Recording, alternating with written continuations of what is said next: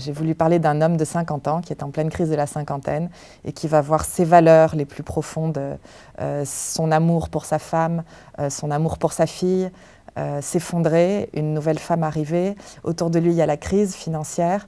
Et donc tout ce qui était solide prend feu. En l'occurrence, sa maison prend feu. C'est comme ça que le roman démarre. Et je me suis mis dans la peau d'un homme pour essayer de traiter des tabous, entre guillemets, plus masculins, de crises accumulée et d'une tour qui s'amoncelle comme la tour de Pise.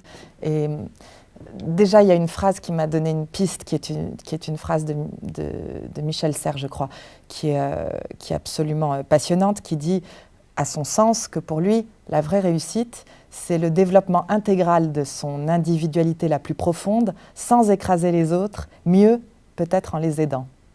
Alors ça va très loin. Et moi, j'ai voulu raconter ça parce que j'en ai marre qu'on nous fasse admirer des petits héros, des petits affairistes qui, sous prétexte qu'ils arrivent à bosser 25 heures par jour à l'aide de je ne sais quelle drogue, arrivent à des résultats faramineux, à posséder 4 maisons.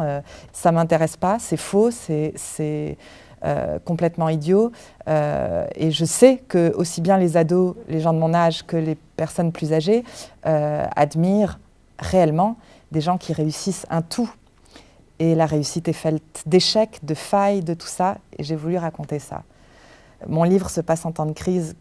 Ça pourrait être en temps de guerre. Et c'est vraiment dans ces moments-là qu'on mesure si au fond de soi, on a réussi quelque chose. Si on est capable de sauver quelqu'un ou si on va le trahir. Si on est capable de rien.